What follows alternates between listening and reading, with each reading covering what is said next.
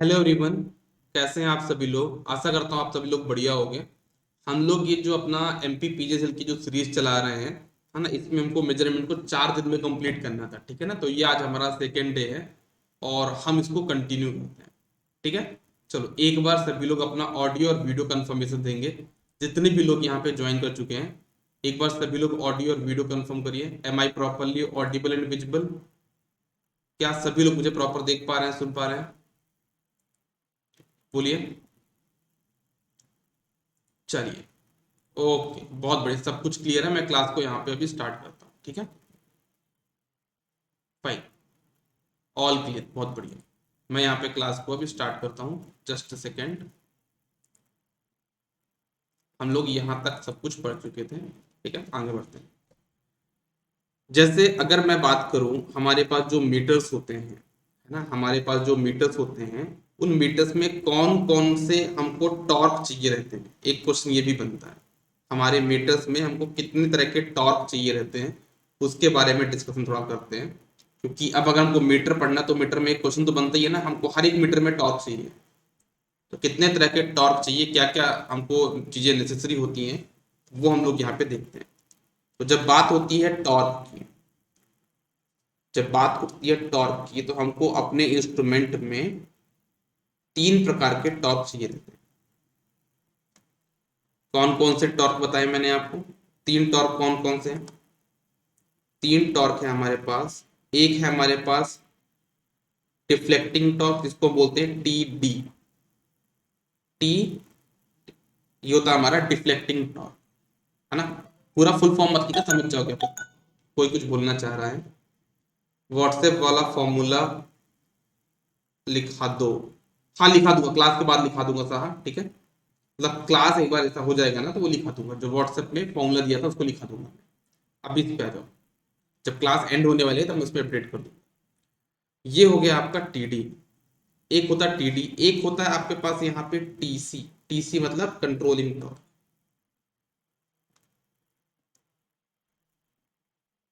एक होता है आपका डैम्पिंग टॉर्क। ये 3 टॉर्क हमको चाहिए होते हैं मीटर की वर्किंग के लिए। ठीक है, बात करते हैं थोड़ा सा टीडी के बारे में। तो टीडी क्या करता है हमारे पास यहाँ पे, बताओ जरा। टीडी हमको देता है रोटेशन। टीडी क्या करता है हमारा यहाँ पे, जो डिफ्लेक्टिंग टॉर्क है, वो देता है हमको क्या, रोटेशन ऑफ पॉइंटर। ये हमको क्या देता है, रोटेशन ऑफ पॉइंटर। और ये कहीं ना कहीं आपका जो टीडी है ना, कहीं ना कहीं ये आपका DC motor with limited rotation के जैसा होता है। मतलब डीसी मोटर जैसे काम करेगा विथ लिमिटेड रोटेशन, इसको बोल सकते हो। लाइक, ये क्वेश्चन बना उसे मैं लिख देता हूँ यहाँ पे। ये कैसा काम करता है, like DC motor limited rotation.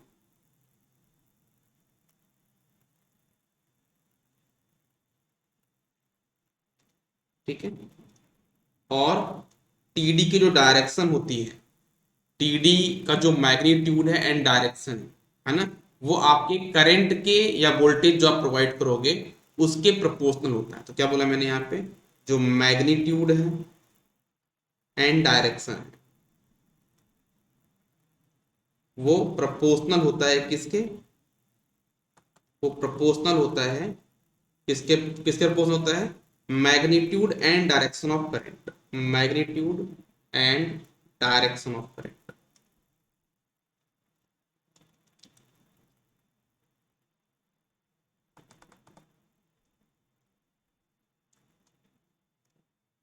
ठीक है,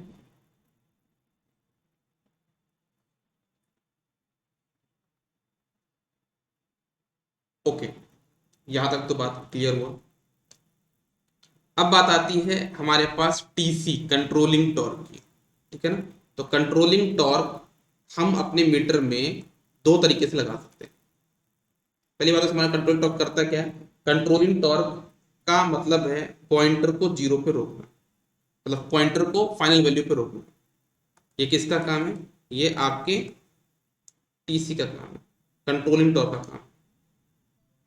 stop pointer at final value, pointer को स्टॉप करना है, रोकना है, स्टॉप करना है पॉइंटर को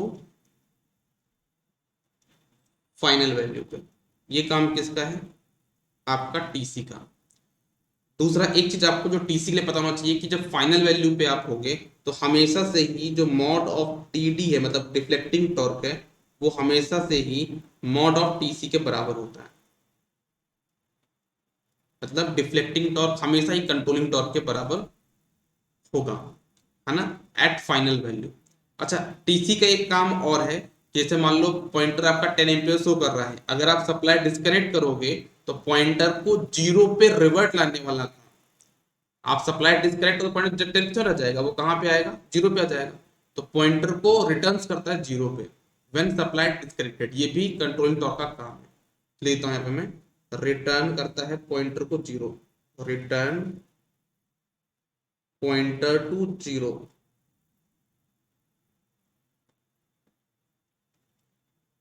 व्हेन डिस्कनेक्टेड। ठीक है, तो ये मैंने आपको बताई कहानी किसके बारे में?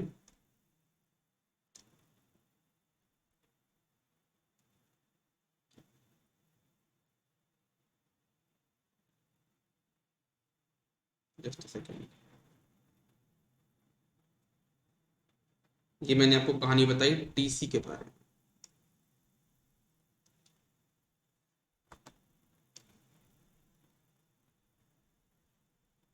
ठीक है, ओके, ठीक है, ओके। टीसी हम अपने इंस्ट्रूमेंट में दो तरीके से लगा सकते हैं। कंट्रोलिंग टॉर्क, देखो टीडी लगाने के बहुत सारे तरीके हैं, लेकिन टीसी लगाने के सिर्फ दो ही तरीके हैं हमारे पास हैं। एक है हमारे पास टीसी लगाते हैं किससे? स्प्रिंग कंट्रोल से। तो जब कभी हम स्प्रिंग कंट्रोल से लगाएंगे तो टीसी की वैल्यू बराबर होती है किसके बराबर? के सी इंटू थीटा के बराबर। ठीक है, और और हमारे पास जो दूसरा है टीसी लगाने का तरीका, वो है अपना ग्रेविटी कंट्रोल। हम ग्रेविटी से भी लगा सकते हैं।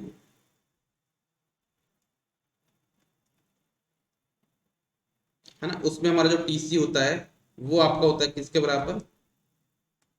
वो हमारा होता है के इंटू साइन थीटा के बराबर।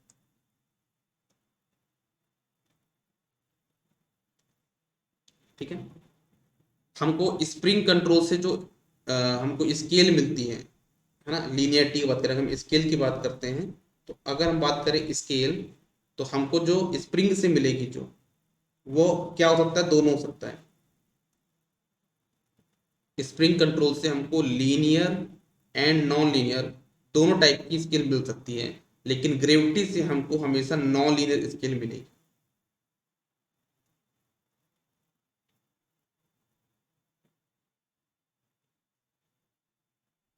ठीक है, इसको थोड़ा सा आगे लिख दूंगा मैं,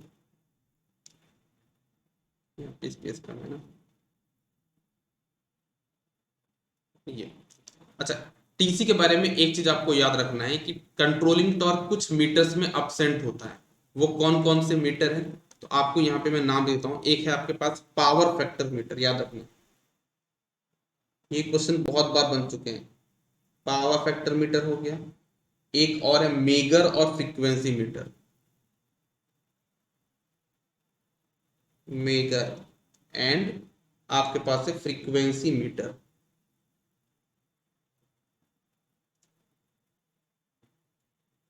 इनमें आपके पास क्या होता है? टीसी अपसेंट होता है। टीसी अपसेंट होता है। तो ये मैंने आपको कंट्रोलिंग टॉर्क के बारे में कुछ इंपॉर्टेंट पॉइंट बताए। इतना बता दिया है कि इससे आपके सारे क्वेश्चन सॉल्व हो जाएंगे। क्या क्या बताया मैंने, फिर से रिकॉल कर देता हूँ। आपके मीटर में जो कंट्रोलिंग टॉर्क है उसका पर्पस क्या है, उसका काम क्या है? उसका काम है, कंट्रोलिंग टॉर्क का काम होता है, बट सर मेगर में स्प्रिंग कंट्रोल दिया जाता है। बायजू पर एक क्वेश्चन देखा था, देखो हमारे पास जो मेगर में हम लोग स्प्रिंग लगाते हैं ना, उसका पर्पस ये नहीं है कि वो कंट्रोलिंग टॉर्क प्रोवाइड करे, वो किसी दूसरे पर्पस के लिए लगाया गया। जब हम उसको डिस्कस करेंगे तो मैं बताऊंगा आपको, है ना। मैंने मेगर आपको पढ़ाता भी हूँ, अभी डिस्कस भी करेंगे हम लोग यहाँ पे, तो मैं बताऊंगा कि वहां पे जो स्प्रिंग लगी भी है उसका पर्पज कंट्रोलिंग टॉर्क के पर्पज से नहीं है, ठीक है। वो करंट को सिर्फ इन एंड आउट करने के लिए लगा हुआ है, मतलब सर्किट में लाने के लिए और बाहर ले जाने के लिए, बस उसका पर्पज इसके लिए नहीं है। अगर कोई ऐसा बोल रहा है कि हम लोग मेकर में कंट्रोलिंग टॉर्क लगाते हैं, तो नहीं लगाते, ये करेक्ट आंसर है, उसमें जरूरत ही नहीं है, रिक्वायरमेंट ही नहीं है, ठीक है। ओके, तो ये हो गया। हम लोग कंट्रोलिंग टॉर्क बारे में क्या बात कर रहे थे, कंट्रोलिंग टॉर्क के दो काम है, पॉइंटर को जीरो पे फाइनल वैल्यू पे रोकना, कैसे, टीडी इक्वल टू टीसी होता है, पॉइंटर को जीरो पे लाना, ये काम भी हो गया। दो तरह से लगा सकते हैं, स्प्रिंग कंट्रोल और ग्रेविटी कंट्रोल, और इन सब मीटर्स में कंट्रोलिंग टॉर्क आपका अपसेंट होता है, ठीक है। बात करते हैं लीनियरिटी की, थोड़ा सा यहाँ पे बात कर लेते हैं हम लोग किसके बारे में, लीनियरिटी, कि लीनियरिटी किसके लिए चाहिए किसके लिए नहीं चाहिए, उसके बारे में थोड़ा सा बात हम लोग करते हैं।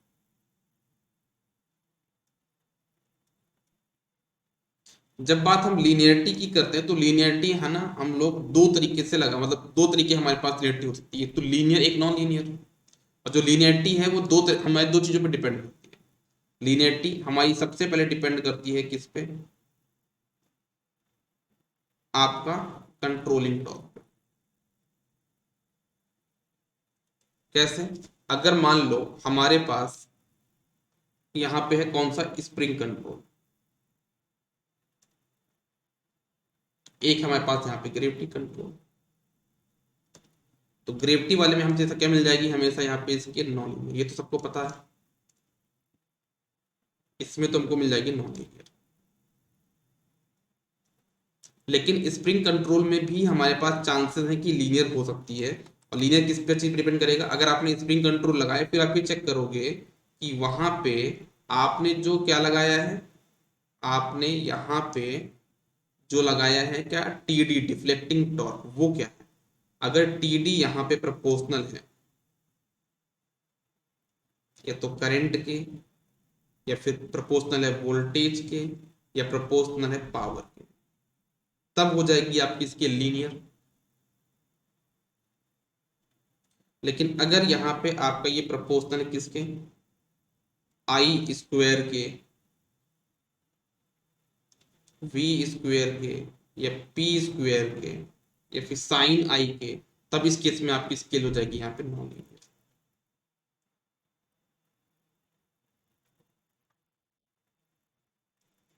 ये है लीनियरिटी का इतना सिंपल सा कॉन्सेप्ट, आसान भाषा में अगर बोलें तो लीनियरिटी का कॉन्सेप्ट ये है, ठीक है।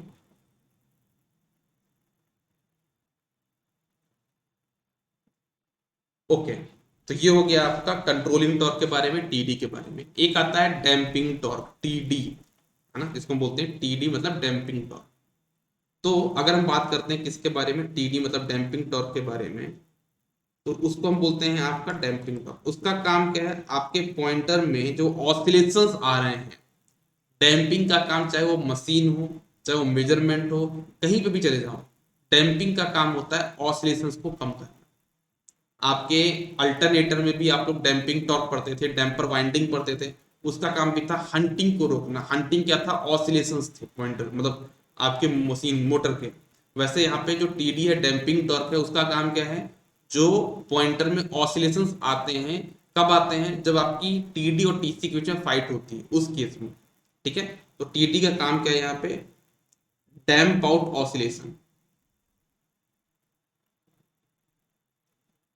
डैम्प आउट ऑसिलेशन,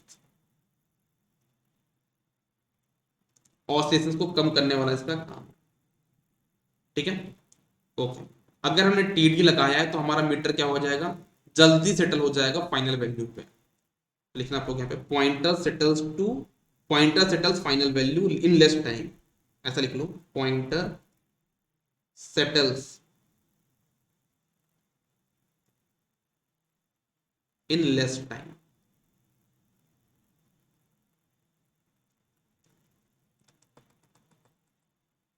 आपका पॉइंटर कम समय में सेटल हो जाता है। ये हो गया टीडी मतलब डैम्पिंग टॉर्क के बारे में। याद रखना डैम्पिंग टॉर्क को टीडी लिखते हैं, कैपिटल डी, यहाँ पे स्मॉल डी। ठीक है, ओके। हम टीडी को तीन तरीके से लगा सकते हैं। ठीक है, एक चीज और, एक क्वेश्चन बनता है, ऐसा कौन सा टॉर्क है जिसके बिना हमारा मीटर काम कर सकता है, टीडी, टीसी या डैम्पिंग टॉर्क? तो डैम्पिंग टॉर्क के बिना हमारा मीटर काम कर सकता है। Meter can operate without it लिखना, meter can operate without it.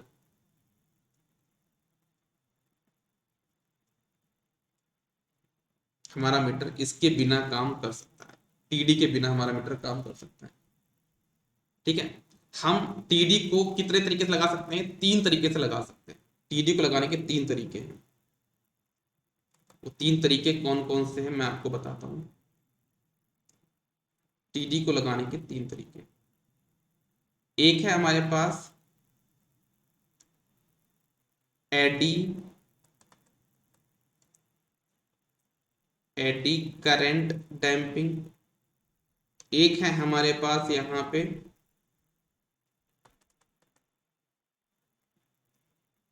एक है हमारे पास यहां पे एयर फ्रिक्शन डैम्पिंग,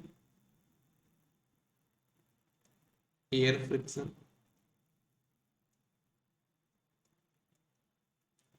और एक है हमारे पास यहां पे फ्लूइड फ्रिक्शन डैम्पिंग।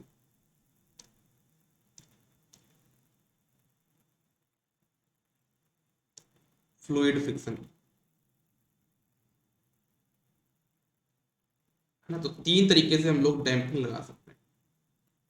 अच्छा, इनका इफेक्टिव पूछा था कि इनमें से ज्यादा इफेक्टिव कौन सा होता है? तो सबसे ज्यादा इफेक्टिव होता है यहाँ पे, वो होता है आपका एडी करंट डैम्पिंग। सबसे ज्यादा इफेक्टिव होता है यहाँ पे एडी करंट डैम्पिंग। ठीक है, उसके बाद एडी करंट डैम्पिंग के बाद जो इफेक्टिवनेस में आता है वो आता है फ्लूइड फ्रिक्शन डैम्पिंग। फिर उसके बाद आता है आपका एयर फ्रिक्शन डैम्पिंग। मतलब सबसे ज्यादा इफेक्टिव कौन सा है आपका? एडी करंट, फिर फ्लूइड, फिर आपका air friction damping.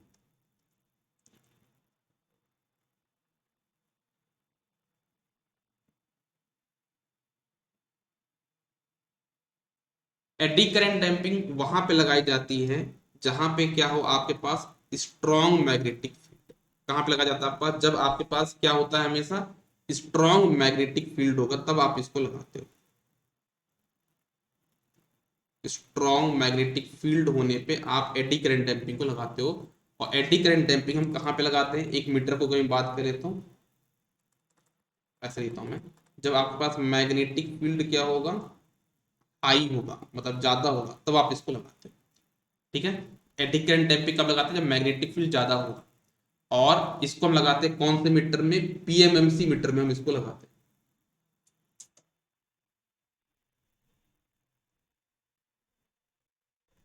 PMMC meter में हम इसको लगाते हैं। ठीक है, और एडी करंट डैम्पिंग और हम कहाँ पे लगाते हैं? तो एक हमारे पास होता है क्या, एनर्जी मीटर। एनर्जी मीटर में एडी करंट डैम्पिंग नहीं होता है, वहां पे एडी करंट का कॉन्सेप्ट आता है। ठीक है ना, टॉर्क के लिए आता है। तो ऐसा क्वेश्चन में पूछा गया एक दो बार, तो आप याद रखना, आपके एनर्जी मीटर में डैम्पिंग टॉर्क की रिक्वायरमेंट ही नहीं है। लेकिन तब भी एक आध क्वेश्चन पूछा गया था कि एनर्जी मीटर में कौन सी डैम्पिंग टॉर्क लगाई जाती है, तो आप क्या बोलोगे? Eddy current damping. वहां पे वो एडी करंट का काम डैम्पिंग के लिए नहीं है, वो डिस्क के रोटेशन के लिए है, बट तब भी अगर क्वेश्चन पूछ लिया गया तो आप वहां पे एनर्जी मीटर बोल सकते हो।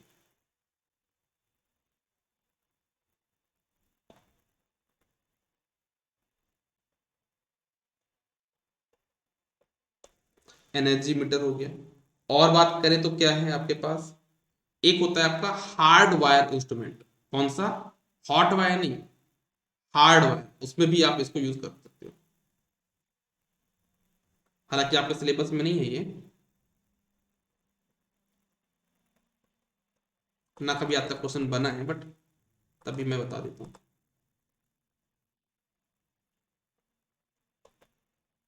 ठीक है, तो ये हो गया आपका एडी करंट डैम्पिंग के बारे में। बात करते हैं एयर फ्रिक्शन डैम्पिंग, वहां पे लगाया जाता है जहां पे आपका मैग्नेटिक फील्ड वीक होता है। कहाँ पे लगाया जाता है आपका ये एयर फ्रिक्शन डैम्पिंग? जहां पे आपका मैग्नेटिक फील्ड क्या होगा? वीक।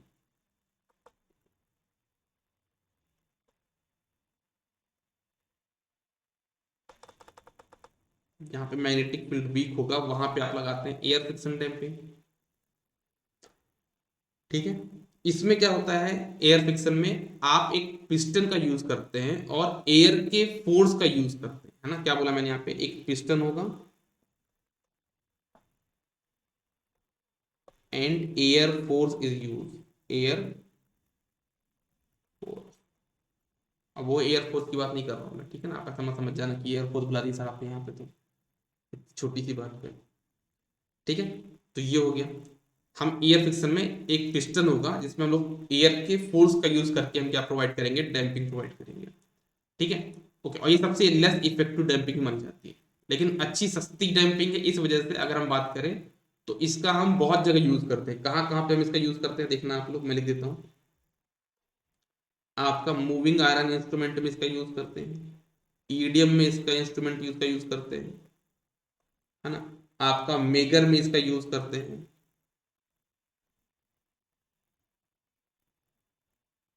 इन सभी मीटर्स में हम आपके एयर फ्रिक्शन डैम्पिंग का यूज करते हैं।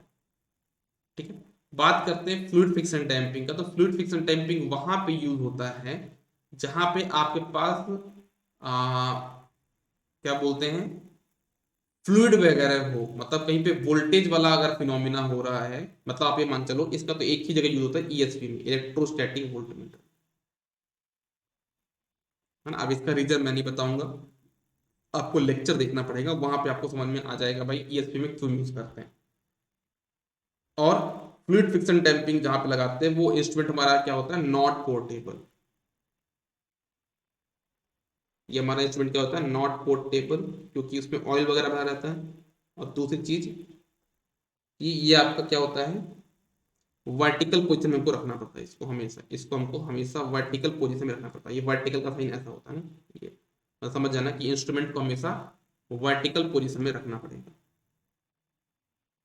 ठीक है,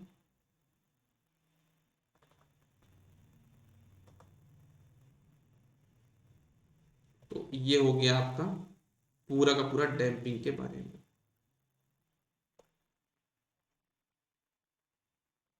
हाँ, hot wire and thermocouple also. Galvanometer he PMMC है यार, है ना? रेक्टिफायर इंस्ट्रूमेंट कोई इंस्ट्रूमेंट है ही नहीं, मैंने पहले ही बताया। रेक्टिफायर इंस्ट्रूमेंट कोई नया इंस्ट्रूमेंट नहीं है। रेक्टिफायर तो एक क्या है, पीएमएमसी को यूज कर ले रहा है, बस हो गया, है ना? चलो, इतना क्लियर हुआ सभी को? बताओ जरा फटाक से।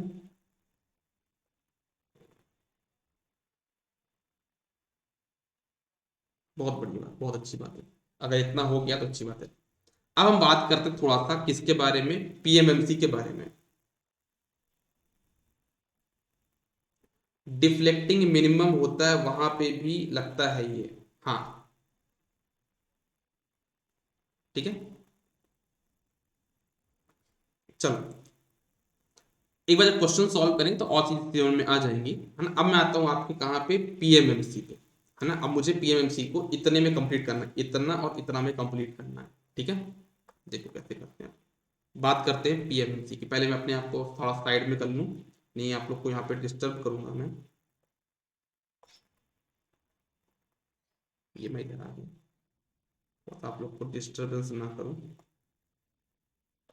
शॉर्ट नोट इतने शॉर्ट होने चाहिए यार कि आपको ज्यादा सोचना ना पड़े, है ना? शॉर्ट नोट तो बहुत बहुत ही शॉर्ट होने चाहिए। चलो, बात करते हैं अब हम लोग यहाँ पे पीएमएमसी की।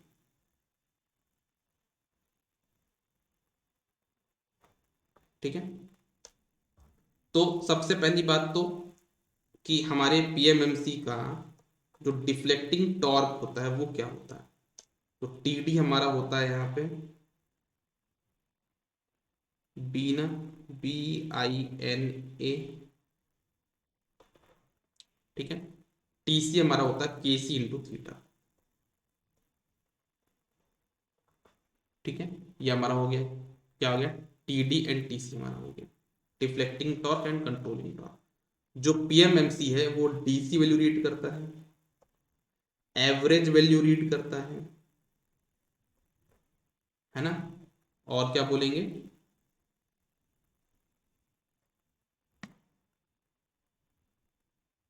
इसका high torque to weight ratio इसका हाई होता है। ठीक है, ये हो गया पीएमसी के बारे में बताया। पीएमसी का टॉर्क बता दिया, BINA, टी से के सी इंटू थीटा होता है, डीसी के लिए काम करता है, एवरेज वैल्यू रीड करता है, और टॉर्क टू वेट रेशियो आपका इसका हाई होता है, स्केल आपकी लीनियर होती है। दो लाइन में समझ में आया कितनी क्वेश्चन बता दिए मैंने।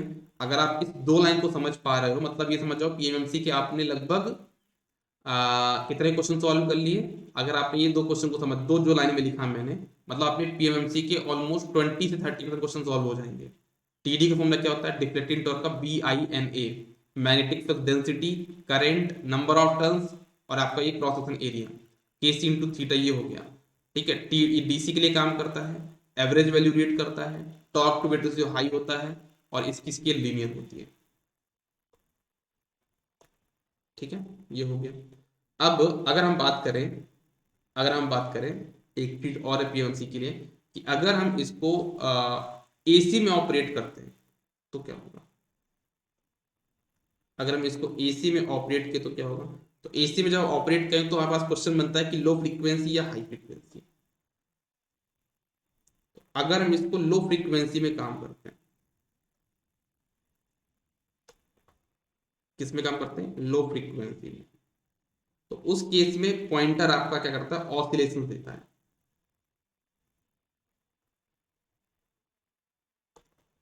ना। कुछ बोलना चाह रहे हैं कोई, एक बार देख लेते हैं। साहब कुछ बोलना चाह रहे हैं, क्या बोलना चाह रहे हैं साहब, बोलिए। हाँ साहब बोलिए।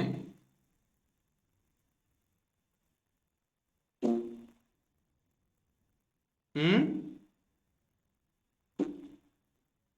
अभी बता, ऐप में एक दिक्कत है कि आप लोग बोलते हो तो आप लोग को आवाज सुनाई देती है, मेरे को सुनाई नहीं देती।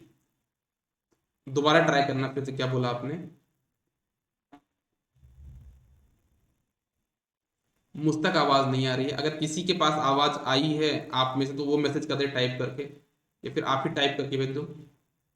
लीनियर मतलब, लीनियर है, लीनियर है, लीनियर है, लीनियर है, पूरा नहीं लिखा, शॉर्ट नोट्स है यार, शॉर्ट नोट्स में पूरा थोड़ा लिखेंगे, है ना साहब, शॉर्ट नोट्स है। ठीक है, लीनियर लिखा मैंने, लीनियर, डॉट लगा ना यहाँ पे। अच्छा, एसी को हम अगर लो फ्रीक्वेंसी में काम ऑपरेट करें तो ऑसिलेशंस आएंगे। अगर हम इसको हाई फ्रीक्वेंसी में ऑपरेट करें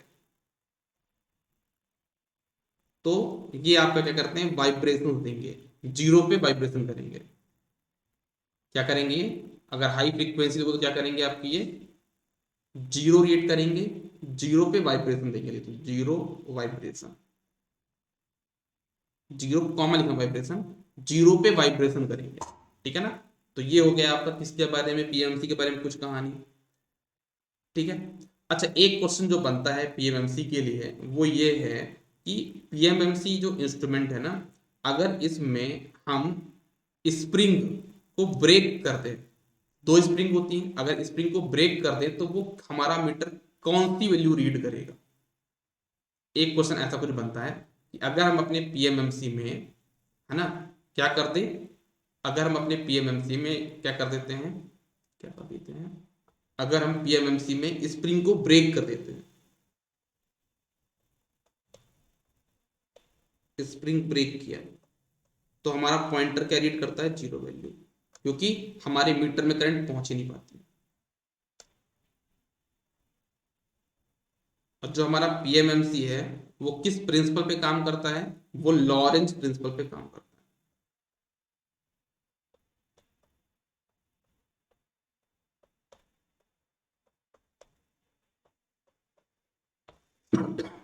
या फिर हम बोलते हैं इसको, ये मैग्नेटिक प्रिंसिपल पे काम करता है, मैग्नेटिक प्रिंसिपल।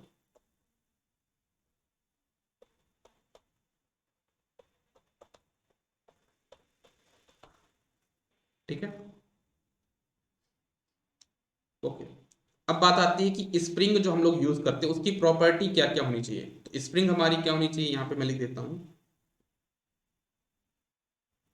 यहाँ तो लिखूंगा, एक मिनट रुकना, एक मिनट आप लोग रुकना।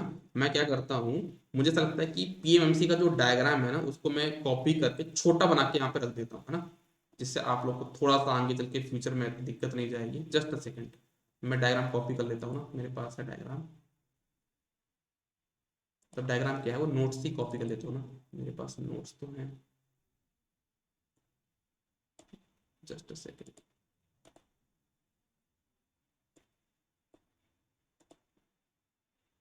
अंकित सर नोट्स, मेजरमेंट कहाँ है भाई, लो, लो भाई, पीएमएमसी पीएमएमसी पीएमएमसी कहाँ है, अच्छा अच्छा, तू है यार मेरा, अच्छा अच्छा, ये है ना। इस डायग्राम को मैं करता हूँ कंट्रोल C,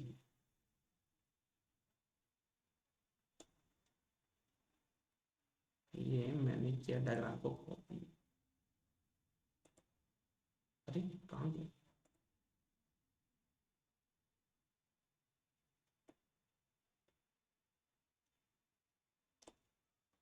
डायग्राम को मैंने कर लिया है कॉपी, और इसको मैं करने वाला हूँ पेस्ट, कहाँ पे, यहाँ पे कंट्रोल V।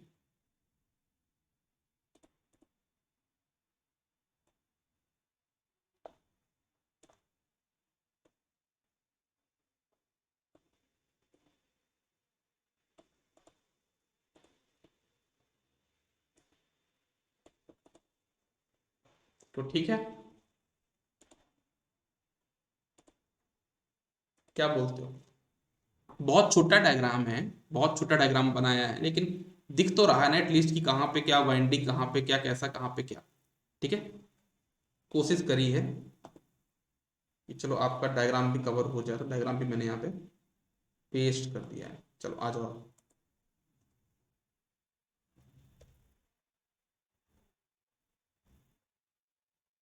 कितना बड़ा पूरा तो उतना ऑफिस है, तो उतना तो नहीं होगा।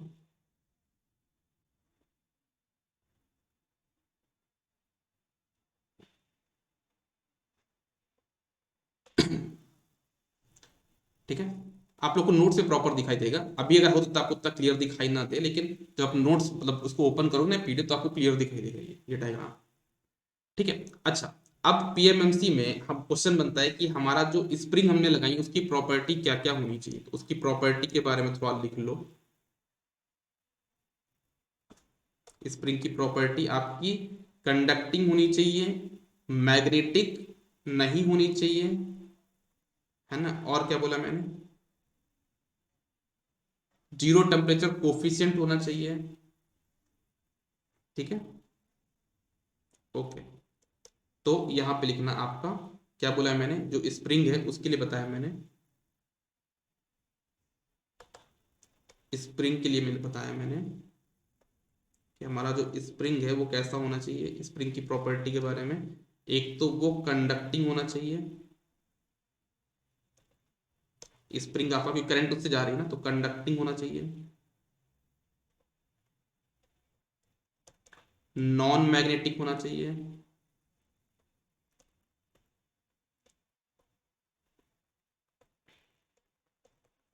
है ना, और आपका जीरो टेम्परेचर कोफिशिएंट होना चाहिए,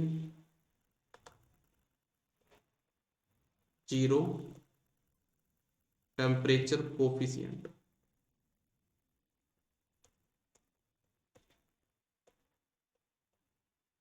जीरो टेम्परेचर कोफिशिएंट होना चाहिए, एडी करेंट डैम, है ना, ये हो गया, इतनी तीन प्रॉपर्टी है जो आपका होना चाहिए, ठीक है। बाकी और आपके जो मीटर में, है ना, जो टीडी लगा इस मीटर में, आपके इस मीटर में, है ना, आपके पीएमएमसी में जो टीडी लगा है, डिफ्लेक्टिंग टॉर्क, वो लगा है किसकी वजह से, लॉरेंस की वजह से, टीसी कंट्रोलिंग टॉर्क लगा है स्प्रिंग की वजह से, ठीक है, और डैम्पिंग टॉर्क लगा है टीडी, एडी करंट डैम्पिंग लगी है, कौन सी, एडी करंट डैम्पिंग,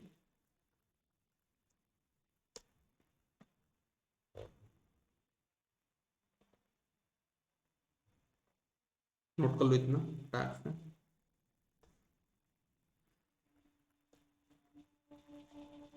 सर एक बार डिफरेंस बता दीजिए कंडक्टिंग और नॉन मैग्नेटिक का, है ना। डिफरेंस ये था कि जैसे अगर मान लो आपके इस मीटर में, है ना, यहाँ पे कॉइल है, ये मूविंग कॉइल है, और मूविंग कॉइल में अगर करंट लेके आना है तो आपको यहाँ से लेके आना होगा, और जब यहाँ से लेके करंट लेके आओगे तो यहाँ पे स्पिंडल है, मतलब ये मूविंग बॉडी है, ये आपका स्टेशनरी बॉडी है, तो आपको यहाँ से जो स्प्रिंग लेके आओगे वो हेलिकल स्प्रिंग होगी कि स्पाइरल स्प्रिंग होगी। यहाँ पे आपका स्पाइरल स्प्रिंग होगी, कहीं पे लिख भी सकते हो आप चाहो तो, मैं लिख देता हूँ यहाँ पे, कहाँ पे लिख देता हूँ, यहाँ पे कौन सी स्प्रिंग है हमारे पास, स्पाइरल।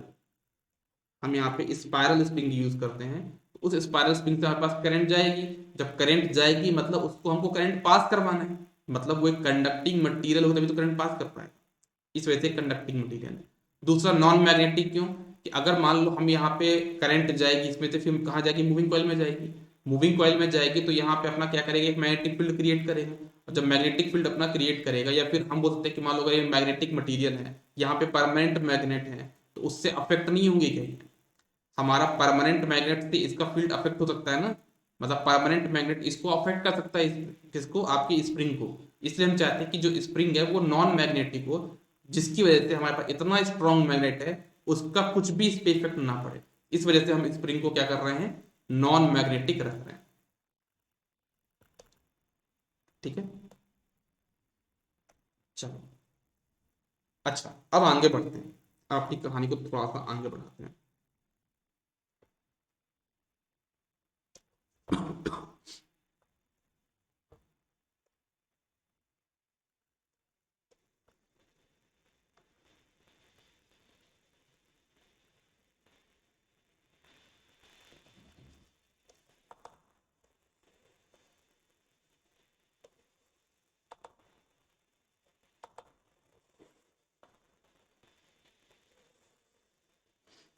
इतना मान लो, ये जो चार लाइन खींची ना मैंने, इससे मुझे चारों मीटर खत्म कर दूंगा।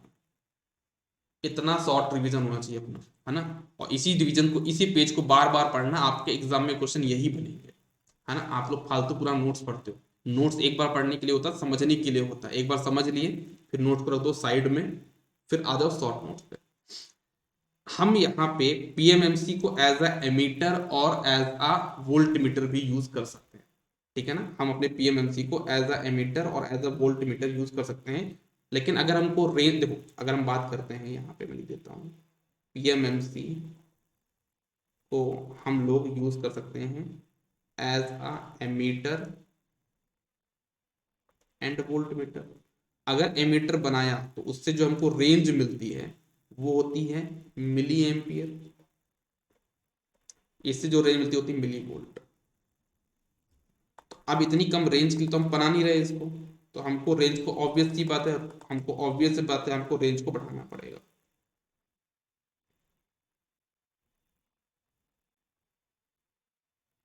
हमको यहाँ पे रेंज को बढ़ाना पड़ेगा।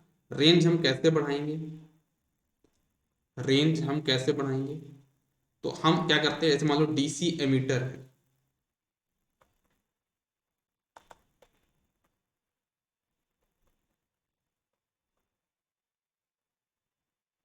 डीसी एमीटर में रेंज बढ़ाने के लिए हम लोग किसका यूज करते हैं, संट का यूज करते हैं। किसका यूज करते हैं, संट का, मतलब एक पैरेलल में हम लोग कनेक्ट कर देते हैं रेजिस्टेंस। अगर हमको एमीटर की रेंज बढ़ानी है तो हम एक संट का यूज करते हैं, जिसकी वैल्यू बहुत ही कम होती है, लो वैल्यू का होता है ये, संट हमेशा लो वैल्यू का होता है, और इसको हमेशा हम पैरेलल में कनेक्ट करते हैं, मीटर के पैरेलल में। हम हमेशा इसको मीटर के पैरेलल में कनेक्ट करते हैं,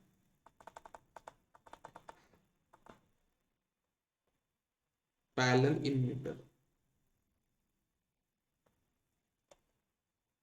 ठीक है, ओके। और इसकी जो वैल्यू होती है ना, ये किसका हो जाता है आपका पास, ये मैग्नीन एलॉय का बनाया जाता है, ये आपका मैग्नीन एलॉय का बनाया जाता है। ठीक है, इसकी जो वैल्यू होती है वो होती है R S H equals to R M upon M minus one.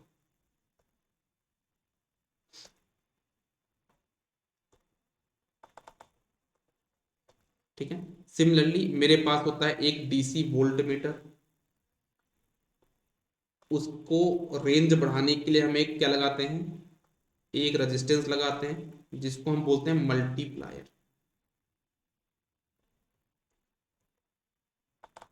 जिसका नाम क्या है, मल्टीप्लायर।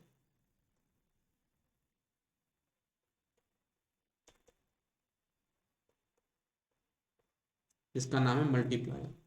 ठीक है। ये बहुत हाई वैल्यू का होता है, जो मल्टीप्लायर है ना वो बहुत हाई वैल्यू का होता है और सीरीज में कनेक्ट होता है, हाई वैल्यू का होता है, सीरीज में कनेक्ट होता है किसके, मीटर के।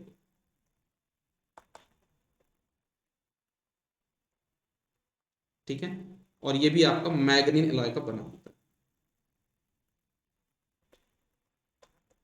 और ये भी आपका मैग्नीन एलॉय का बना होता है। ठीक है। और इसके लिए जो मेरा आर एस ई, मतलब जो मैग्नीन, जो आपका मल्टीप्लायर है आर एस ई, इसकी वैल्यू होती है किसके बराबर, R M into M minus one. और जो m की वैल्यू है इन दोनों केस में, चाहे ये फर्स्ट वाला हो चाहे सेकंड वाला केस हो, इसकी वैल्यू होती है आपका I knew upon I old. मतलब ऊपर न्यू रहेगा नीचे ओल्ड रहेगा, या फिर वोल्ट मीटर में हो जाएगा यहाँ पे ये view new upon view old.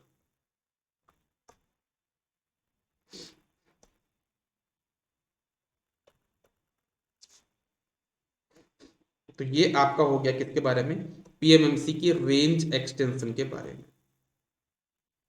यहां तक कुछ दिक्कत, कोई समस्या हो तो बताओ।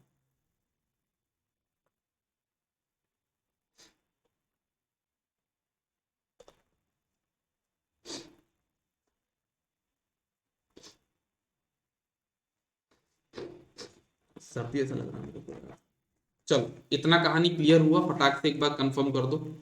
अगर इतना कंफर्म हो गया हो तो मैं अब मूव करता हूं अपने नए मीटर की तरफ, जो कि है मेरा मूविंग आयरन इंस्ट्रूमेंट। ठीक है। अब अपन आगे मूव करते हैं हमारे सेकेंड इंस्ट्रूमेंट की तरफ, जो कि हमारा कौन सा है, मूविंग आयरन इंस्ट्रूमेंट। कुछ लोग बोलेंगे सर इसकी एरर के बारे में नहीं बताया। एरर के बारे में पीएमएमसी और मूविंग आयरन का एक साथ बता दूंगा।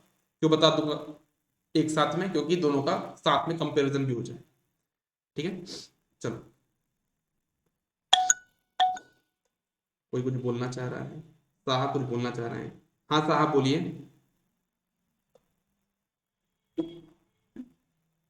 आपका नेटवर्क का दिक्कत है साहब, आपकी वॉइस मुझ तक नहीं पहुंच पा रही।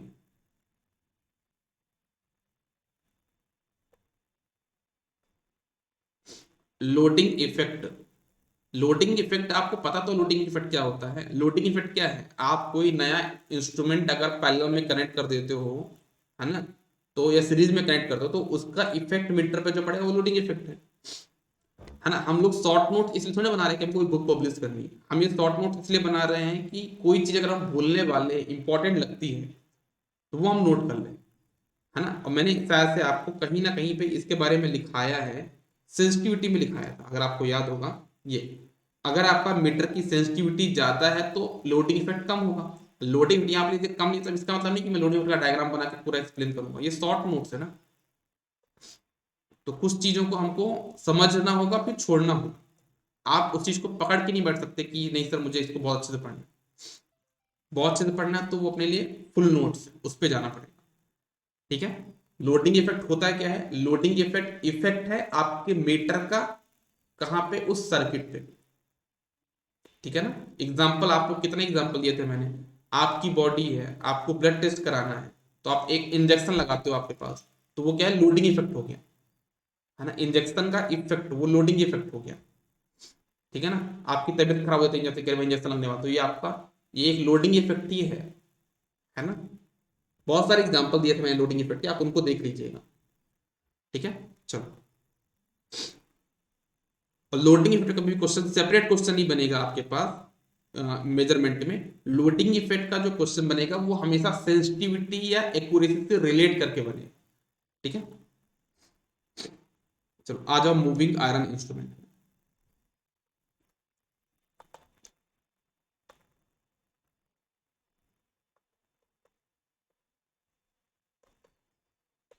मूविंग आयरन इंस्ट्रूमेंट, ठीक है, जिसको हम प्यार से क्या बोलते हैं, मूविंग आई, MI बोलते हैं। अच्छा, इसमें हम लोग जो TD लगाते हैं, TD, उसकी वैल्यू क्या होती है, वो हमारी होती है हाफ I² dl/d थीटा। ये हो गया। ठीक है, हमारा जो TC होता है, TC वो होता है हमारे पास किसके बराबर, KC × थीटा के बराबर। हमारे पास यहाँ पे अगर हम बात करें तो यहाँ पे TD I के प्रोपोर्शनल, तो इसके लिए हमारी हमेशा यहाँ पे क्या होती है, लीनियर, सॉरी नॉन लीनियर।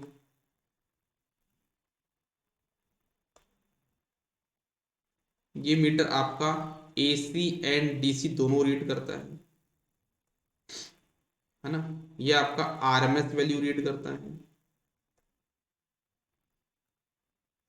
ठीक है, और क्या हो गया, और AC DC की जो वैल्यू रीड कर देगा वो डिफरेंट वैल्यू रीड करेगा, AC की अलग और DC की अलग, है ना, डिफरेंट वैल्यू रीड करेगा। यहाँ पे मैंने लिख भी दिया। ठीक है, इसमें हम लोग जो हमारा जो ये मीटर है वो किस प्रिंसिपल पे काम करता है, change in self inductance principle पे काम करता है। चेंज इन L प्रिंसिपल पे काम करता है, साथ ही साथ ये इलेक्ट्रोमैग्नेटिक प्रिंसिपल पे भी काम करता है। मतलब आप करंट से मैग्नेटिक फील्ड क्रिएट कर रहे थे ना, तो ये आपका इलेक्ट्रोमैग्नेटिक प्रिंसिपल कहलाता है। ये आपका इलेक्ट्रोमैग्नेटिक प्रिंसिपल पे भी काम करता है। ठीक है, चलो बहुत अच्छी बात है ये तो। मुझे ऐसा लगता है कि इसके दो टाइप होते हैं, उन दोनों टाइप के डायग्राम भी मैं यहाँ पे साइड में इंसर्ट कर देता हूँ, तब आपके अच्छे से ज़्यादा क्या बन जाएंगे, शॉर्ट नोट बन जाएंगे। ठीक है, तो 2 मिनट आप लोग रुकना, यहीं पे रहो, मैं डायग्राम कॉपी कर ले रहा हूँ। क्या हो गया रे भाई, हैंग हो रहा है यार ये, ठीक हो गया।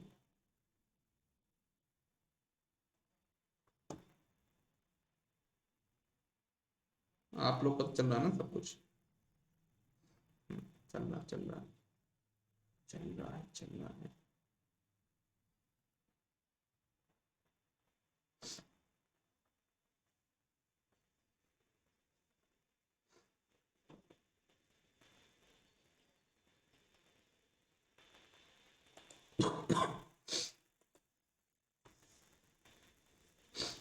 मैं इसका डायग्राम कॉपी कर रहा हूँ, जस्ट सेकेंड।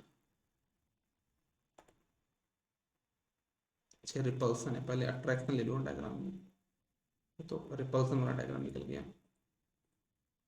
हाँ, ये है अट्रैक्शन का, अट्रैक्शन टाइप और रिपल्सन टाइप दोनों के मैं यहाँ पे डायग्राम बना देता हूँ।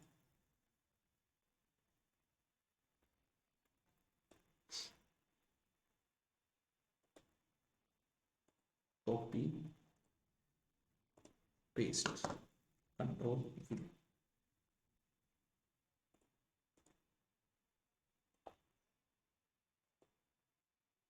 ये अभी आपको उतना क्लियर नहीं दिख रहा होगा ये डायग्राम, है ना, ये डायग्राम अभी आपको उतना क्लियर नहीं दिख रहा होगा, जब आप इसको PDF जो मैं आपको प्रोवाइड करूंगा ना, जिसमें बनाया मैंने, उसमें प्रॉपर दिख रहा है, बहुत अच्छे दिख रहा है ना। तो ये हो गया आपका अट्रैक्शन टाइप मूविंग आयरन। यहाँ पे आपके पास एक फिक्स्ड कॉइल है ना।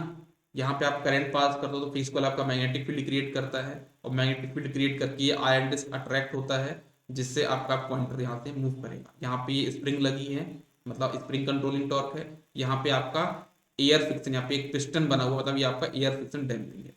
ठीक है, ये आपका attraction type moving iron diagram बन चुका है। अब मैं यहाँ पे नीचे इसी के रिपल्सन टाइप भी बना देता हूँ। ठीक है, 2 मिनट रुको लाइन पे, 2 मिनट रहो बस। ये है मेरे पास, ठीक जूम हो रहा है, पेज नंबर कहाँ पड़ता है इसमें से, ये रिपल्सन टाइप आ गया। आप लोग को इतने अच्छे नोट्स दे दिए, आप लोग को इतना कुछ आपको मैंने शॉर्ट नोट बना के दे रहा हूँ, अगर इतने में आपका सिलेक्शन नहीं हुआ तो हम दोनों को जुगाड़ करना पड़ेगा, आप लोग को भी मुझे भी। मार्केट जाएंगे साथ में और बोलेंगे कि भाई कहीं पे वो स्पेशल वाला मिलता है, क्या क्या बोलते हैं उसको, चुल्लू भर पानी स्पेशल में, है ना, स्पेशल वाला, है ना। मतलब ऐसा नॉर्मल चुल्लू पानी में नहीं डूबना अपन को, है ना, कैसे डूबना है, एक स्पेशल वाला डिमांड करेंगे, स्पेशल वाला चुल्लू भर पानी दे दो हमको, डूबना है उसमें। ठीक है, चलो, तो ये आपका हो गया रिपल्सन टाइप। दोनों की बात कर रहा हूँ ना, आप अकेले की बात नहीं कर रहा हूँ, मैं भी बात करूंगा भाई, क्योंकि आप लोग मेरे अंडर में काम कर रहे हो।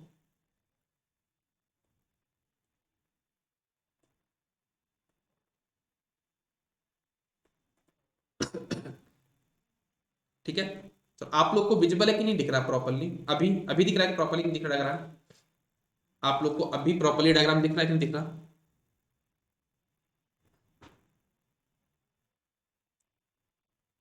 पीएमएमसी का एरर भी नोट्स में नहीं लिखे? अरे क्या बताया मैंने कि पीएमएमसी का जो एरर है और मूविंग एरर का जो एरर है वो कंबाइन लिखूंगा मैं, वहां पे कंपैरिजन भी हो जाएगा, बोला तो था मैंने। पीएमएमसी का एरर बहुत इंपॉर्टेंट टॉपिक है, उसको मैं शॉर्ट नोट्स में लिखूंगा, लेकिन कब लिखूंगा, जब मूविंग आयरन और पीएमएमसी दोनों को कंपैरिजन करके लिखूंगा। ठीक है, अभी आप लोगों को जो ये क्लास चल रही होगी उसमें डायग्राम इतने प्रॉपर नहीं दिख रहे होंगे, लेकिन जब इसका पीडीएफ आप देखो तो प्रॉपर दिखेंगे ना, आप उनको जूम करके प्रॉपरली देख भी सकते हो। मैं आ जाता हूँ अपने क्लास में, मतलब इसमें आ जाता हूँ। ठीक है, तो ये मैंने दोनों के डायग्राम भी बना दिए हैं, ऑर्डर भी बना देता हूँ। ये ऊपर वाला आपका अट्रैक्शन टाइप मूविंग आयरन है, नीचे वाला आपका रिपल्सन टाइप मूविंग आयरन है। इन दोनों में से ज्यादा बेस्ट कौन सा यूज होता है? रिपल्सन टाइप, है ना। अगर आपसे कोई पूछे कि अट्रैक्शन टाइप और रिपल्सन टाइप में से बेस्ट कौन सा होता है, तो क्या बोलोगे? Repulsion type. क्यों? क्योंकि जो अट्रैक्शन टाइप मूविंग आयरन है वो अट्रैक्शन के प्रिंसिपल पे काम करता है, repulsion type moving iron instrument ये रिपल्सन के इफेक्ट पे काम करता है।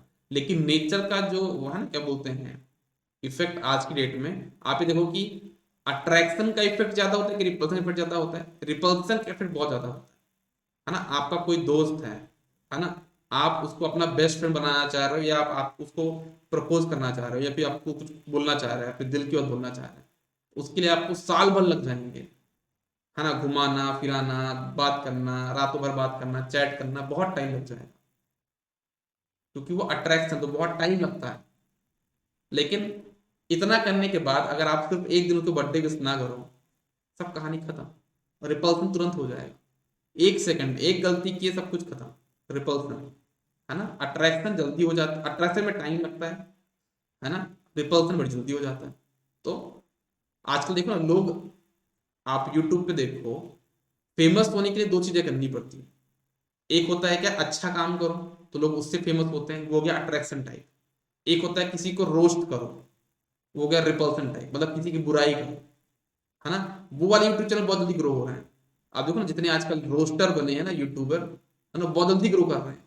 किसी को उठाए गाली बकरे, किसी का वीडियो उठा लेंगे, अरे तू ऐसा करता है, तू अरे तू खुद करना है ना। तो इन दोनों में अट्रैक्शन और रिपल्सन टाइप में बेस्ट कौन सा माना जाता है? रिपल्सन टाइप माना जाता है ना। चलो, तो ये हो गया, है ना, आपका attraction and repulsion type moving है। इतना हो गया, अब क्या बचा आपके पास? अच्छा, इसमें एक चीज और है, इसमें एक चीज और है हमारे पास जो मूविंग आयरन इंस्ट्रूमेंट में, कि अगर हमारी इसमें भी एक स्प्रिंग लगी हुई है, देखो यहाँ पे स्प्रिंग, अगर ये स्प्रिंग टूटती है तो पॉइंटर क्या रीड करेगा? तो क्या बोलोगे? अगर स्प्रिंग टूटती है, स्प्रिंग अगर हमारी यहाँ पे ब्रोकन होती है, टूटती है, अगर हमारी स्प्रिंग टूट गई तो हमारा पॉइंटर रीड करेगा एफएसडी वैल्यू, क्योंकि कंट्रोलिंग टॉक तो जीरो हो जाएगा, जब जीरो हो जाएगा तो हमारा पॉइंटर क्या रीड करेगा? आपका एफएसडी वैल्यू रीड करेगा। ठीक है, ओके, ठीक है। अच्छा, इसकी जो रेंज है वो कितनी है आपकी? 50 एम्पियर एमीटर के लिए है,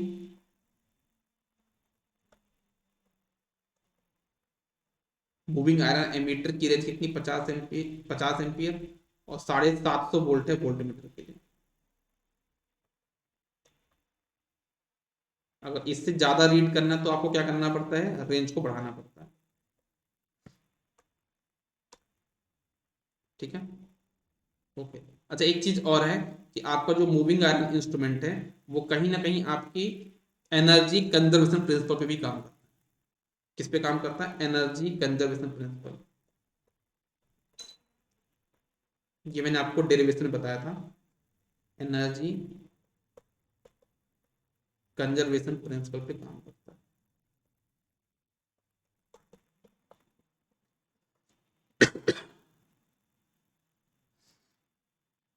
ठीक है,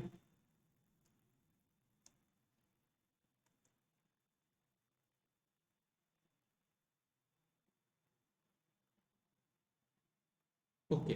तो ये हो गया आपका मूविंग आयरन के बारे में। अगर मान लो मूविंग आयरन को आप एज अ एमीटर यूज करते हो, क्या यूज करते हो, एज अ एमीटर, और उसकी रेंज बढ़ाते हो, तो आपको वहां पे एक इफेक्ट देखने को मिलता है, फ्रीक्वेंसी का इफेक्ट। अच्छा, ये जो आपका मूविंग आयरन इंस्ट्रूमेंट है ना, इसकी जो हम किस फ्रीक्वेंसी पे ऑपरेट करते हैं, तो इसको हम ऑपरेट करते हैं 25 to 125 हर्ट्ज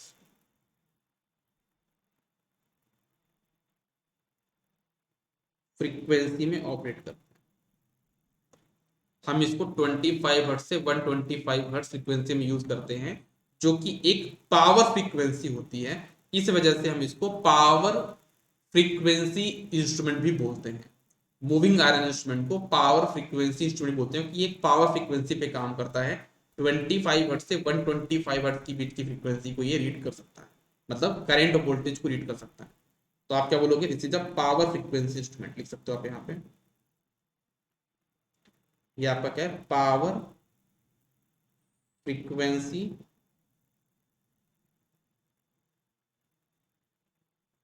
इंस्ट्रूमेंट। अच्छा, एक चीज और है, ये जो शॉर्ट नोट्स में बना रहा हूँ इसका मतलब ये नहीं कि आप लोग अपनी तरफ से कुछ लिख नहीं सकते हो। अगर आपको कोई चीज लगती है कि सर आपने वो चीज नहीं लिखी, मुझे लगता है कि मुझे मैं भूल जाता हूँ, तो आप वो चीज अपनी तरफ से लिख सकते हैं ना। ओके, ये हो गया। अच्छा, अगर मान लो मूविंग आयरन इंस्ट्रूमेंट को एज अ एमिटर यूज करते हो तो आपको संट लगाना पड़ेगा, है ना। और जब संट लगाओगे तो वहां पे आपका क्या होगा, फ्रीक्वेंसी का इफेक्ट होगा, है ना। क्योंकि है ना, आपके पास वहां पे इंडक्टर है वहां पे, क्योंकि पीएम आपका मूविंग आयरन में एक एलएम भी होगा, मीटर का इंडक्टेंस भी होगा, है ना, जो कि फ्रीक्वेंसी डिपेंडेंट पैरामीटर है। जब फ्रीक्वेंसी चेंज होगी तो वो भी चेंज होगा, जिससे आपकी मीटर की रीडिंग अफेक्ट होगी।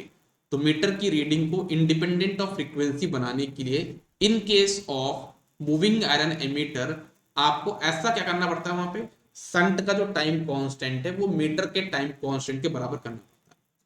तो क्या बोला मैंने यहाँ पे, देखना सभी लोग।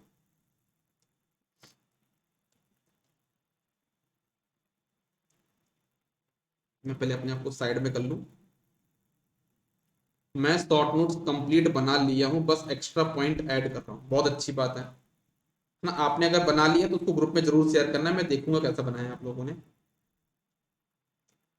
है ना। और एक चीज और है, कंपटीशन एग्जाम के 5 दिन पहले शुरू होना चाहिए आप लोगों के बीच में।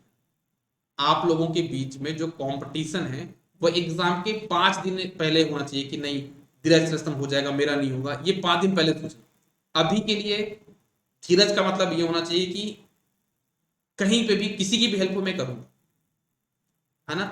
जब आप दूसरे की हेल्प करते हो तो अपने आप को भी ग्रो करते हो, ठीक है ना। तो अभी आपके लिए ये मत सोचना कि हमें कंपटीशन हो जाएगा, बढ़ जाएगा। कंपटीशन के बारे में कब सोचना, एग्जाम के 5 दिन पहले। अभी आपका मतलब होना चाहिए ज्यादा ज्यादा दूसरों की हेल्प करना, और ज्यादा ज्यादा दूसरों से हेल्प लेना, ठीक है। चलो, तो क्या बोला मैंने, टू मेक, यहां पे देता हूं मैं, टू मेक मीटर रीडिंग, इस पेन को यार एक मिनट रुकिए, to make meter reading independent of frequency, meter reading independent of frequency in case of emitter,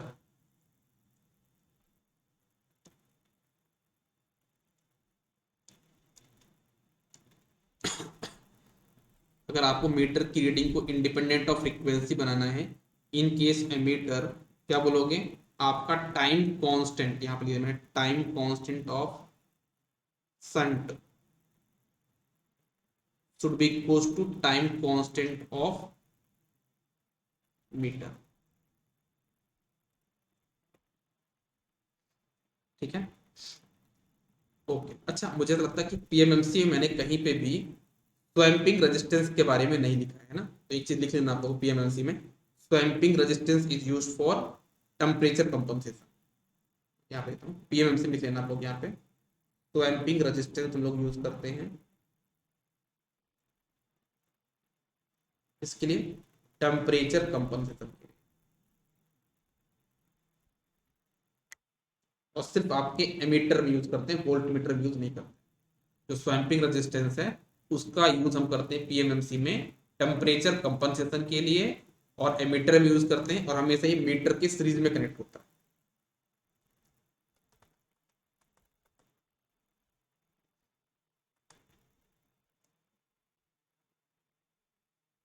यहाँ पे लिखा जाए,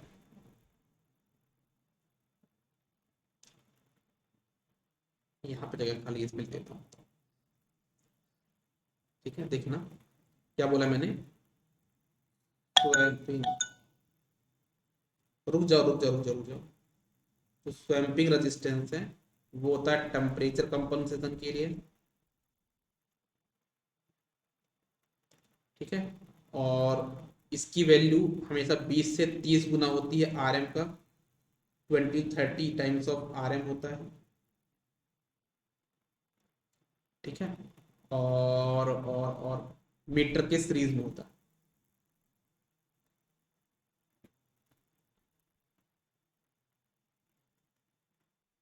और ओनली एमीटर्स में होता है, वोल्ट मीटर में इसकी रिक्वायरमेंट नहीं पड़ती।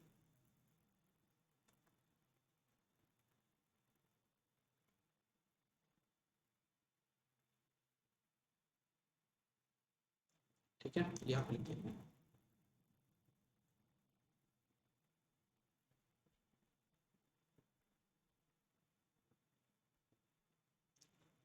ठीक है, चलो एक बार देख लेता हूँ क्या बोलना चाह रहे हो आप लोग।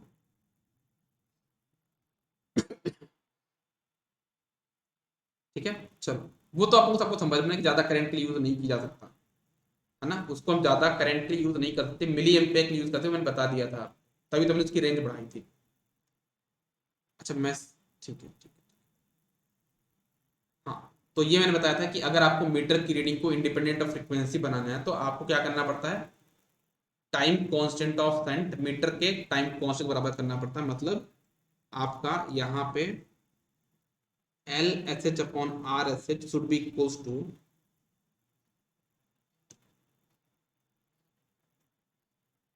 L M upon R M.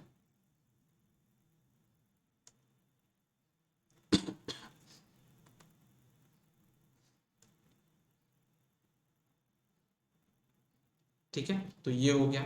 अच्छा, ये तो मैंने आपको एमीटर के लिए बताया। अगर आपको यही चीज आपको वोल्ट मीटर में करनी है, क्या चीज करना है कि मीटर की रीडिंग को इंडिपेंडेंट ऑफ फ्रिक्वेंसी बनाना है, तो आपको वहां पे क्या करना पड़ता है, एक कंपनसेटिंग कैपेसिटर यूज करना पड़ता है। इन केस ऑफ वोल्ट मीटर क्या करना पड़ता है,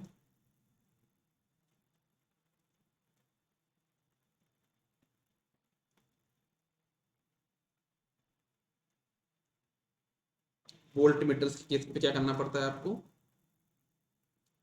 कंपनसेटिंग कैपेसिटर आपको यूज करना है ना। और उस कंपनसेटिंग कैपेसिटर की वैल्यू होती है क्या, C equals to 0.41 L M upon R S E square.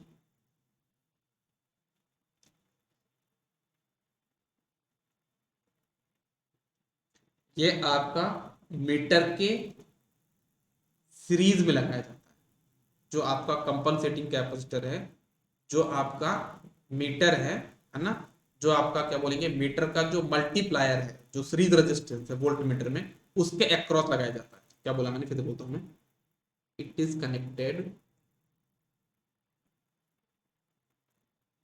it is connected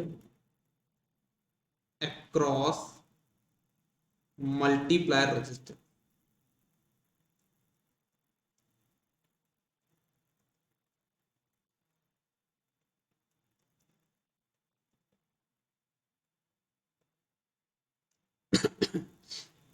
ठीक है, तो ये हो गया आपका किसके बारे में, कि भाई अगर आप रेंज बढ़ाओगे और रेंज बढ़ाने के टाइम पे आपको फ्रीक्वेंसी का इफेक्ट देखने को मिलेगा।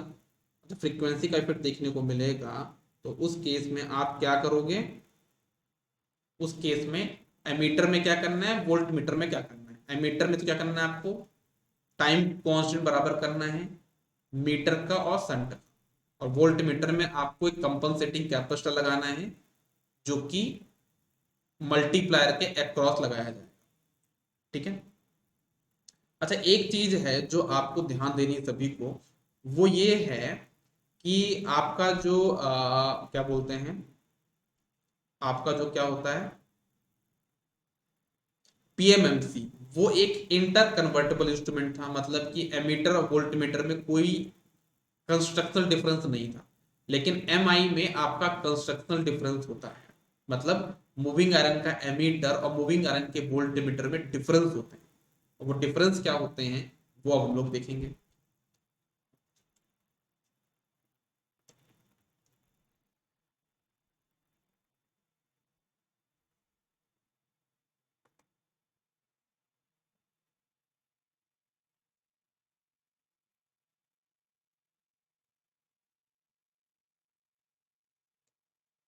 ठीक है, तो क्या बोला मैंने, मैंने आपको ये बोला कि हमारा जो पीएमएमसी है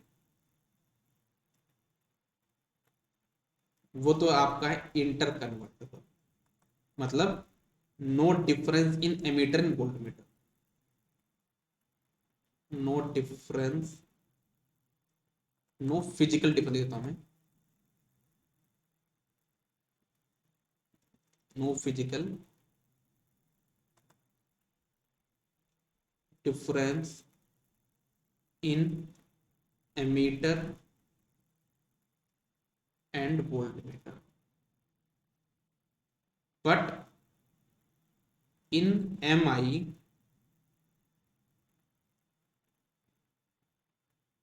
but mi is not interconvertible, but mi is not interconvertible।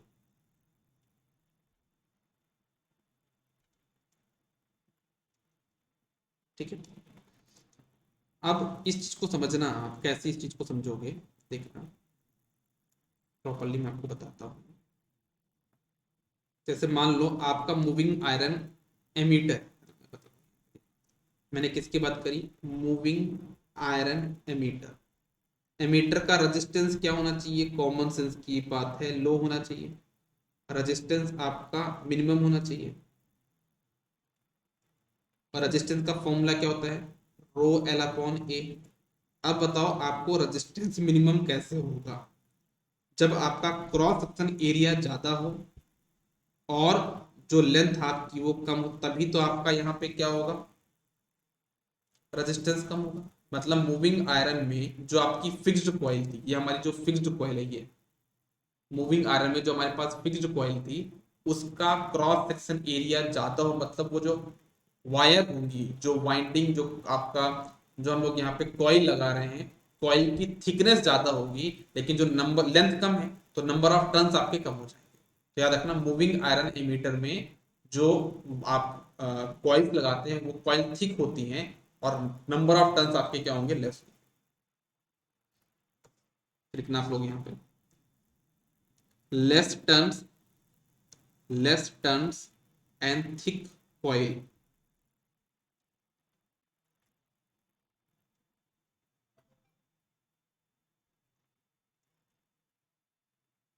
ठीक, ये मूविंग आयरन एमीटर की कहानी हो गई। सिमिलरली अगर मैं बात करूं मूविंग आयरन वोल्ट मीटर की कहानी में, तो उसमें क्या इफेक्ट होगा, क्या नया है देखना जरा। मैं बात करता हूँ किसके बारे में, moving iron volt meter.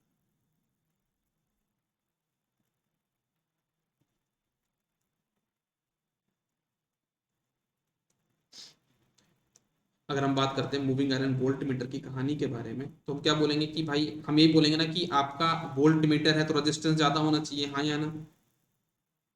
Resistance maximum होना चाहिए। रेजिस्टेंस मैक्सिमम कब होता है, रो एल अपॉन ए, सेम कर लो ऐसे ही।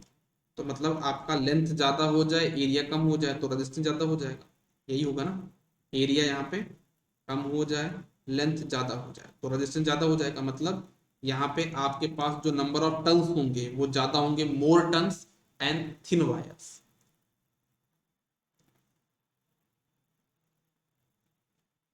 क्या होगा आपके पास यहाँ पे,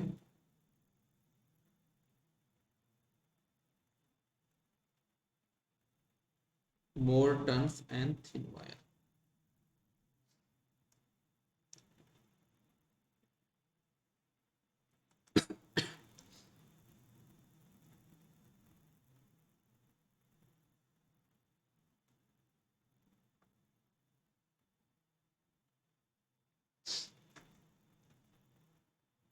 ठीक है, तो ये हो गया आपके बारे में कि भाई क्या क्या चीजें अपने पास यहाँ पे होती है।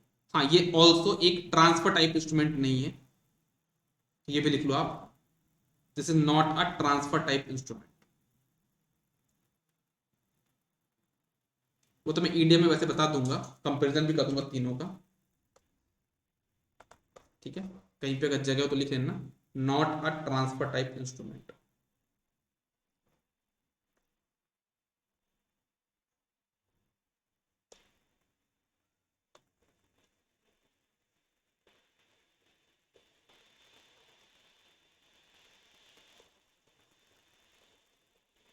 ये आप यहां से भी समझ सकते थे, कहां से, जब लिखा था ना मैंने, ये एसी डीसी रीड करता है, डिफरेंट डिफरेंट वैल्यू रीड करता है, इससे बोल सकते हैं कि ये आपका ट्रांसफर टाइप में नहीं था।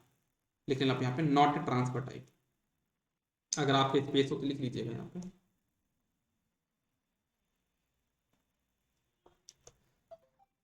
देखिए मैं देता हूँ यहाँ पे अच्छे से।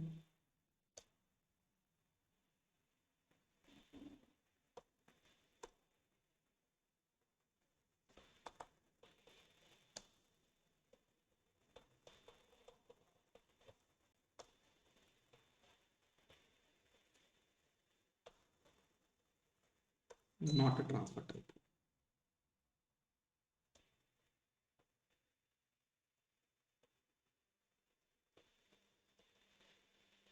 ठीक है ना, not a transfer type instrument, क्योंकि एसी डीसी की दोनों की अलग अलग वैल्यू रीड कर रहा है, इस वजह से हमारा ट्रांसफर टाइप इंस्ट्रूमेंट नहीं है। ठीक है, चलो अब हम आते हैं अपने एरर वाले पार्ट पे, दोनों का जो एरर हम लोग यहाँ पे कंपैरिजन कर लेते हैं। ठीक है ना, हम लोग क्या करते हैं, इसका एरर का कंपैरिजन यहाँ पे कर लेते हैं। टाइम कितना हो गया, 1.25 घंटा हो गया, कोई बात नहीं, एरर बस कंप्लीट कर लें।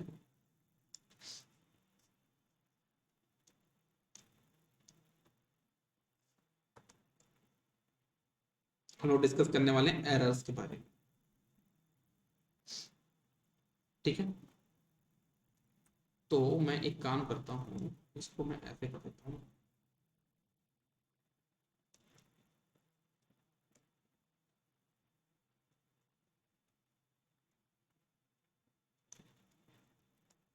एरर्स, तो यहाँ पे सबसे पहले जो मेरे पास यहाँ पे, तो मैं हेडिंग डाल देता हूँ यहाँ पे एरर।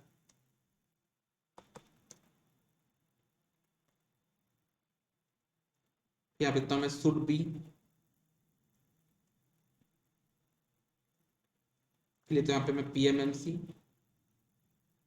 फिर मैं यहाँ पे लिखता हूँ एमआई। ऐसा,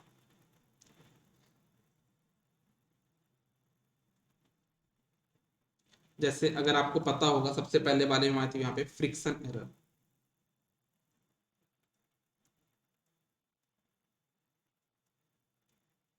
तो ये क्या होना चाहिए आपका,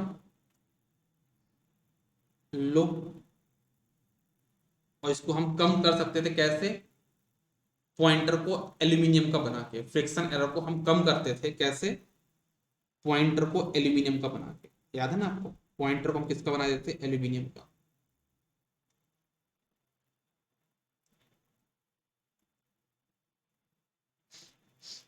ठीक है, ओके। तो ये आपका क्या होना चाहिए, कम होना चाहिए, फ्रिक्शन एरर आपका कम होना चाहिए, ठीक है ना। पीएमएमसी में क्या होता है, पीएमएमसी में फ्रिक्शन एरर ज्यादा होता है क्योंकि इसका मूविंग कॉइल का वेट ज्यादा होता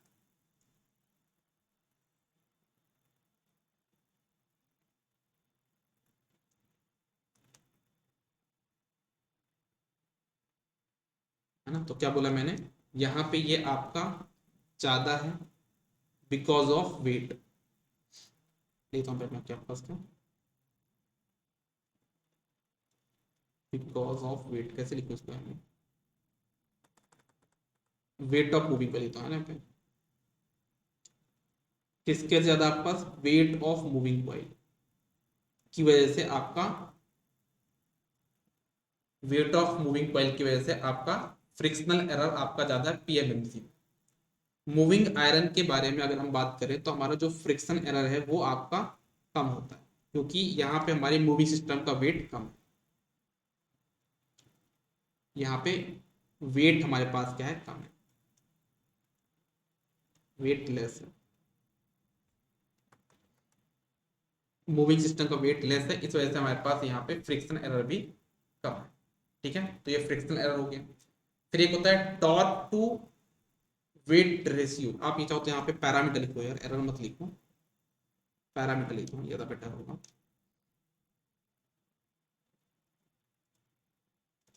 फिर बोला मैंने आपके पास यहाँ पे क्या, टॉर्क टू वेट रेशियो।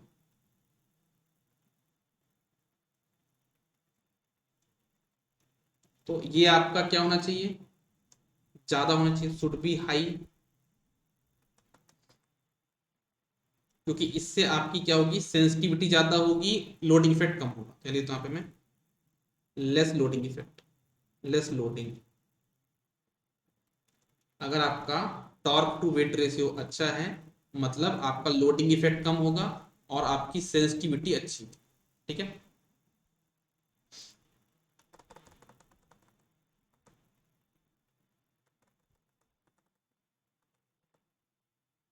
ये आपका ज्यादा होना चाहिए, इससे आपकी सेंसिटिविटी ज्यादा होगी,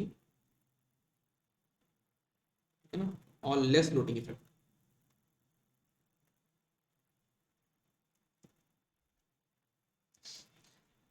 ठीक है, ये तो मैंने बताया शुड बी, ऐसा होना चाहिए। पीएमएमसी में क्या होता है, पीएमएमसी में सच में ज्यादा होता है, टॉर्क टू वेट रेशियो ज्यादा होता है, ठीक है। ये आपका टॉर्क टू वेट रेशियो ज्यादा होता है क्योंकि बिकॉज ऑफ परमानेंट मैग्नेट में, किसकी वजह से ये ज्यादा होता है आपका, ये परमानेंट मैग्नेट की वजह से। परमानेंट मैग्नेट इसकी हेल्प कर रहा है, जिससे टॉर्क ज्यादा हो गया, तो भले इसका वेट ज्यादा लेकिन तब भी इसका टॉर्क टू वेट रेशियो ज्यादा है क्योंकि इसका जो टॉर्क लगाने वाला है परमानेंट मैग्नेट है, ठीक है ना। और इसका आपका ये होता है कम बिकॉज ऑफ इलेक्ट्रोमैग्नेट। आपके पास यहाँ पे परमानेंट मैग्नेट नहीं था, इलेक्ट्रोमैग्नेट था, उसकी वजह से हमारे पास इसका टॉर्क टू वेट रेशियो कम हो। फिर बात करते हैं फ्रीक्वेंसी एरर।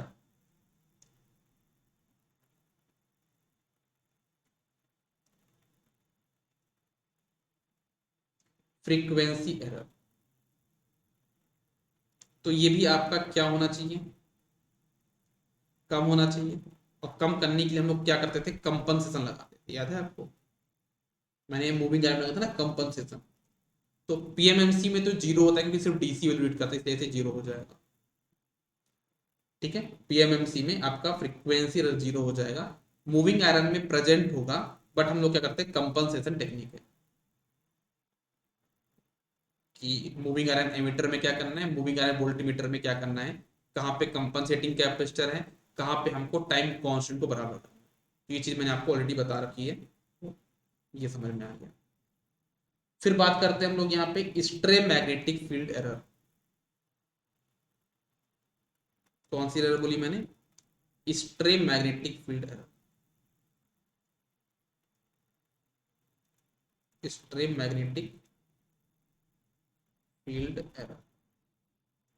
तो अगेन हम क्या बोलेंगे, ये एरर अभी आपकी कम होनी चाहिए, है ना। मतलब ये क्या है, आपके किसी बाहरी मैग्नेटिक फील्ड का हमारे पास यहाँ पे इफेक्ट है, तो ये हमारा कम होना चाहिए। और इससे बचने के लिए हम लोग क्या करते हैं, क्या करना चाहिए हमको, आयरन सील्डिंग का हम लोग यूज करते हैं। किसका यूज करते हैं, आयरन सील्डिंग का, जो कि जैसे जैमर का तरह काम करता है, जिससे हमारा ये कम हो। बात करते हैं पीएमएमसी में, तो पीएमएमसी में हमारे पास स्ट्रे फील्ड एरर कम होता है।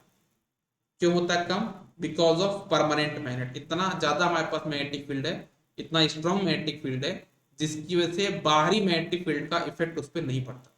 लिखना लेस होता है बिकॉज ऑफ, ये ज्यादा है बिकॉज, मैं ऐसा लिखा दूंगा ना आज से, छोटे में पूरा बिकॉज लिखने में बहुत ज्यादा हो जाता है। बिकॉज ये सही system, because of strong magnetic field.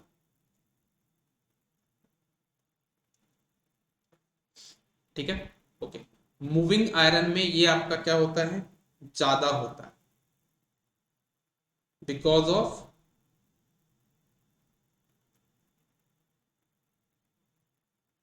Weak magnetic field. आपको यहां पे क्या लगाना पड़ता है,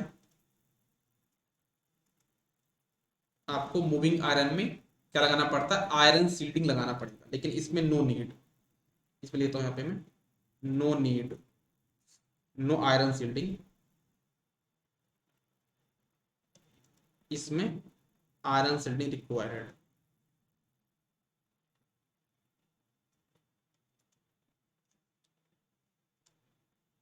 ठीक है, फिर बात होती है आपके पास यहाँ पे किसकी, आपके हिस्टेरेसिस एरर की।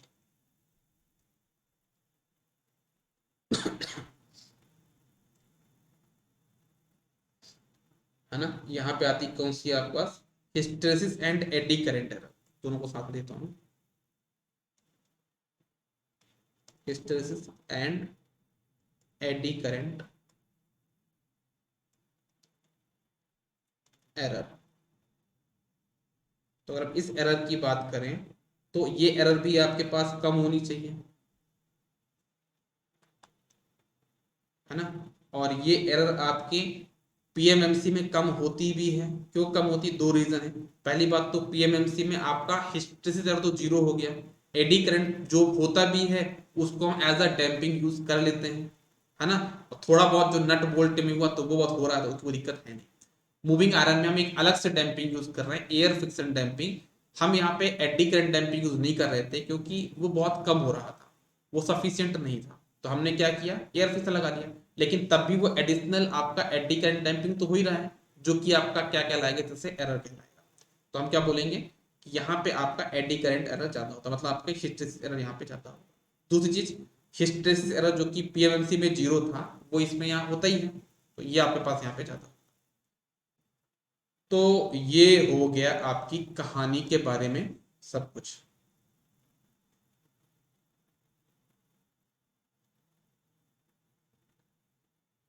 ठीक है, चलो, सभी को यहां तक क्लियर हो गया, बताओ, कंफर्म करो।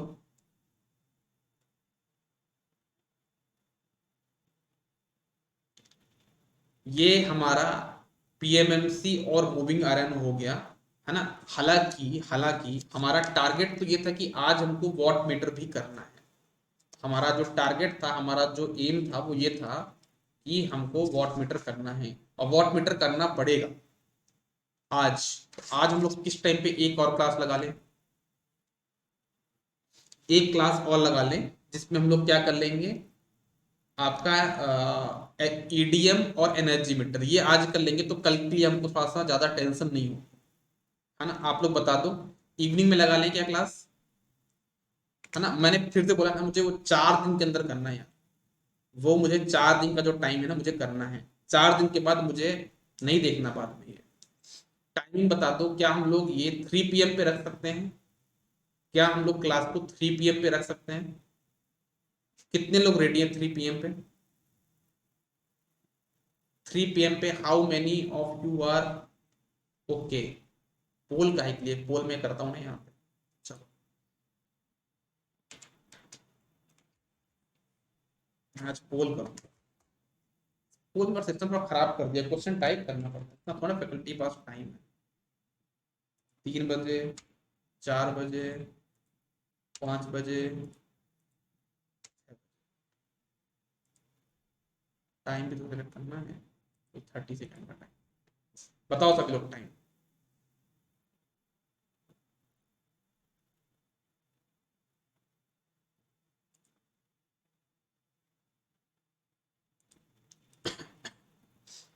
3 PM, 4 PM, 3 लोग हैं। वो चेंज हो रहा है।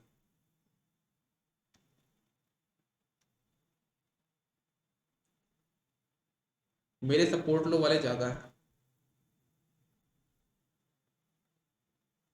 ठीक है चलो, तो फिर जैसा ज्यादा लोगों ने 3 PM पे मतलब बोला है, तो हम लोग 3 PM पे क्लास लगा लेते हैं, ठीक है ना। रोशनी बोल रही 4 PM पे। रोशनी थोड़ा एडजस्ट कर लेना 3 PM पे यार, आ जाइएगा आप भी। ठीक है, 3 PM पे एडजस्ट कर लीजिएगा, हो जाए।